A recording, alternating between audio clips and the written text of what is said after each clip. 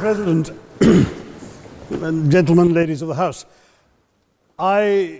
standing here with 8 minutes in my hands and at this venerable and rather magnificent institution, I was going to assure you that I belong to the Henry VIII School of Public Speaking, that as Henry VIII said to his wives, I shall not keep you long. But now finding myself the seventh speaker out of 8 in what must already seem a rather long evening to you, I rather feel like Henry VIII's last wife. I more or less know what's expected of me, but I'm not sure how to do it any differently. Perhaps what I should do is really try and pay attention to the arguments that were advanced by the opposition today. We had, for example, Sir Richard Ottaway challenging the very idea that it could be argued that the economic situation of the colonies was actually worsened by the experience of British colonialism. Well, I stand to offer you the Indian example, Sir Richard. India's share of the world economy when Britain arrived on its shores was 23%. By the time the British left, it was down to below 4%. Why? Simply because India had been governed for the benefit of Britain. Britain's rise for 200 years was financed by its depredations in India. In fact, Britain's industrial revolution was actually premised upon the deindustrialization of India. The handloom weavers, for example, famed across the world, whose products were exported around the world, Britain came right in. There were actually these weavers making fine muslin, light as woven air, it was said. And Britain came right in, smashed their thumbs, broke their looms, imposed tariffs and duties on their cloth and products, and started, of course, taking the raw materials from India and shipping back manufactured cloth, flooding the world's markets with what became the products of the dark and satanic mills of Victorian England. That meant that the weavers in India became beggars, and India went from being a world-famous exporter of finished cloth into an importer, went from having 27% of world trade to less than 2%. Meanwhile, colonialists like Robert Clive bought their rotten boroughs in England on the proceeds of their loot in India, while taking the Hindi word loot into their dictionaries as well as their habits.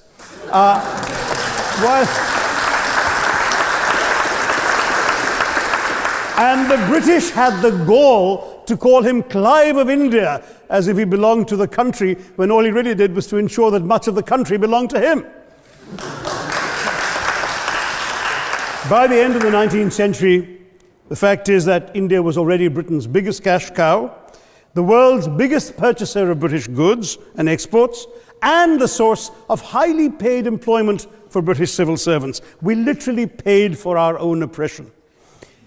And as has been pointed out, the wealthy Victorian British families that made their money out of the slave economy, 1/5 of the elites of the wealthy class in Britain in the 19th century owed their money to transporting 3 million Africans across the waters. And in fact, in 1833, when slavery was abolished, what happened was that a compensation of £20 million was paid, not as reparations to those who had lost their lives or who had suffered or been oppressed by slavery, but to those who had lost their property. I was struck by the fact that your Wi-Fi password at this union commemorates the name of Mr. Gladstone, the great liberal hero. Well, I'm sorry, his family was one of those who benefited from this compensation. Staying with India, between 15 and 29 million Indians died of starvation in British-induced famines. The most famous example, of course, was the Great Bengal Famine during the Second World War, when 4 million people died because Winston Churchill, deliberately as a matter of written minuted policy, proceeded to divert essential supplies from civilians in Bengal to sturdy Tommies and Europeans as reserve stockpiles. He said that the starvation of anyway underfed Bengalis mattered much less than that of sturdy Greeks. This is Churchill's actual quote. And when conscience-stricken British officials wrote to him, pointing out that people were dying because of this decision, he peevishly wrote in the margins of the file, "Why hasn't Gandhi died yet?" So all notions that the British were trying to do their colonial enterprise out of enlightened despotism, to try and bring the benefits of colonialism and civilization to the benighted heathen. I'm sorry, Churchill's conduct in 43, simply one example of many that gave a lie to this myth. As others have said on the proposition, Violence and racism were the reality of the colonial experience. And no wonder that the sun never set on the British Empire, because even God couldn't trust the English in the dark. Let me take World War I as a very concrete example, since the first speaker, Mr. Lee, suggested these things couldn't be quantified. Well, let me quantify World War I for you. Again, I'm sorry, from an Indian perspective, others have spoken of other countries. 1/6 of all the British forces that fought in the war were Indian. 54,000 Indians actually lost their lives in that war. 65,000 were wounded. Another 4,000 remained missing or in prison. Indian taxpayers had to cough up £100 million in that time's money.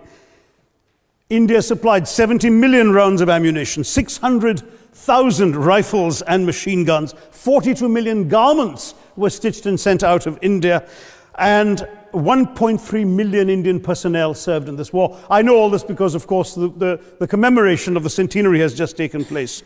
But not just that, India had to supply 173,000 animals, 370 million tons of supplies, and in the end, the total value of everything that was taken out of India.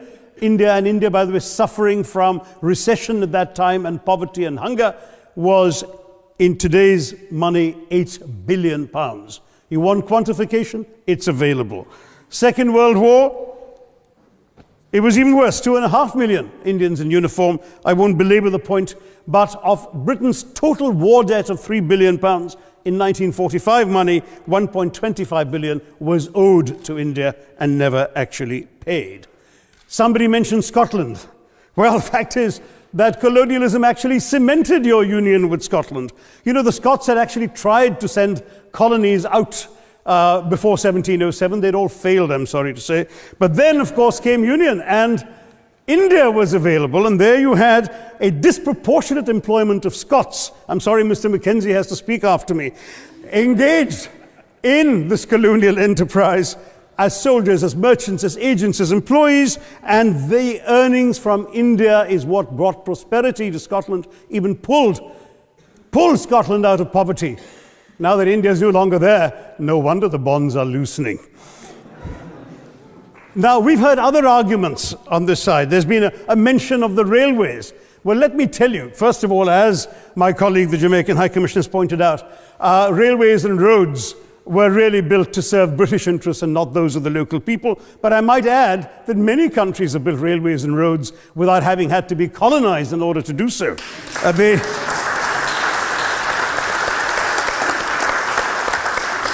They were designed to carry raw materials from the hinterland into the ports to be shipped to Britain. And the fact is that the Indian or Jamaican or other colonial public, their needs were incidental. Transportation, there was no attempt made to match supply to demand for mass transport, none whatsoever. Instead, in fact, the Indian railways were built with massive incentives offered by Britain to British investors, guaranteed out of Indian taxes paid by Indians, with the result that you actually had 1 mile of Indian railway costing twice what it cost to build the same mile in Canada or Australia, because there was so much money being paid in extravagant returns. Britain made all the profits, controlled the technology, supplied all the equipment, and absolutely all these benefits came as private enterprise, British private enterprise, at public risk, Indian public risk. That was the railways as an accomplishment. We're hearing about aid. I think it was again Sir Richard Ottaway who mentioned British aid to India. Well, let me just point out that British aid to India is about 0.4% of India's GDP. The government of India actually spends more on fertilizer subsidies, which might be an appropriate metaphor for that argument. If I may point out as well,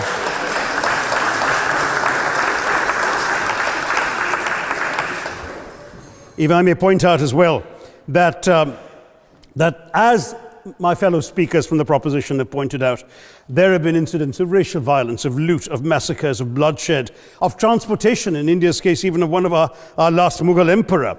Yes, maybe today's Britons are not responsible for some of these depredations, but the same speakers have pointed with pride to their foreign aid. You're not responsible for the people starving in Somalia, but you give them aid. Surely the principle of reparations for the wrongs that have been done cannot be denied. It's been pointed out, for example, the dehumanization of Africans in the Caribbean, the massive psychological damage that has been done, the undermining of social traditions, of property rights, of the authority structures of these societies, all in the interests of British colonialism. And the fact remains that many of today's problems in these countries, including the persistence, in some cases the creation of racial and ethnic and religious tensions, were the direct result of the colonial experience. So there is a moral debt that needs to be paid.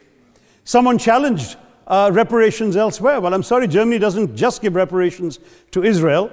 It also gave reparations to Poland. Perhaps some of the speakers here are too young to remember the dramatic picture of Chancellor Willy Brandt on his knees in the Warsaw Ghetto in 1970. And there are other examples. There is Italy's reparations to Libya. There's Japan's to Korea. Even Britain has paid reparations to the New Zealand Maoris. So it's not as if this is something unprecedented or unheard of that's going to somehow open some sort of nasty Pandora's box. No wonder Professor Lewis reminded us that he's from Texas. There's a wonderful expression in Texas that summarizes the arguments of the opposition: all hat and no cattle. Now, if I can just quickly look through the other notes I was scribbling while they were speaking, there was reference to democracy and rule of law. Let me say with the greatest possible respect, it's a bit rich to oppress, enslave, kill, torture, maim people for 200 years and then celebrate the fact that they're democratic at the end of it.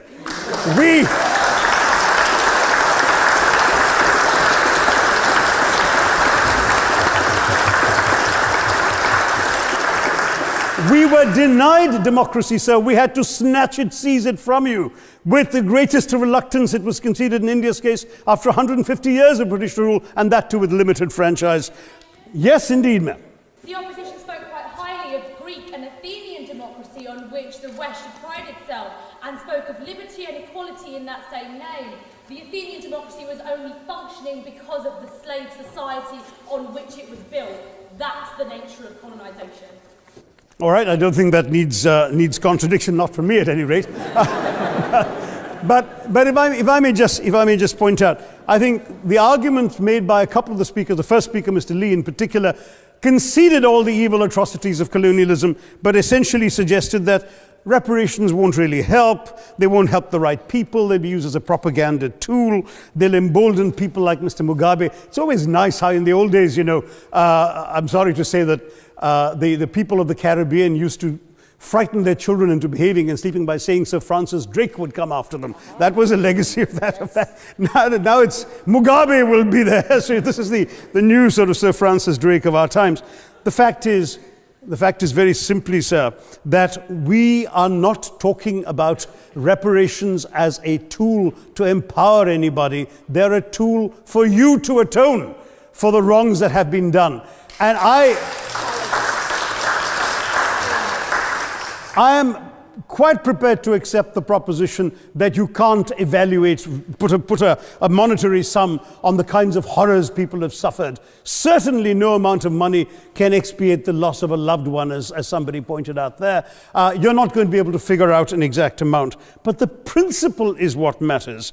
The fact is that to speak blithely of sacrifices on both sides, as an analogy was used here, a burglar comes into your house, ransacks the place, stubs his toe, and you say, well, there was a sacrifice on both sides. That, I'm sorry to say, is not an acceptable argument. The truth is that we are not arguing specifically that vast sums of money need to be paid.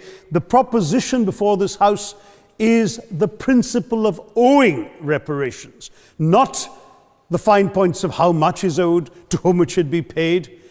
The question is there a debt? Does Britain owe reparations? As far as I'm concerned, the ability to acknowledge a wrong that has been done, to simply say sorry, will go a far, far, far longer way than some percentage of GDP in the form of aid. What is required, it seems to me, is accepting the principle that reparations are owed. Personally, I'd be quite happy if it was £1 a year for the next 200 years after the last 200 years of Britain and India. Thank you very much, Madam President.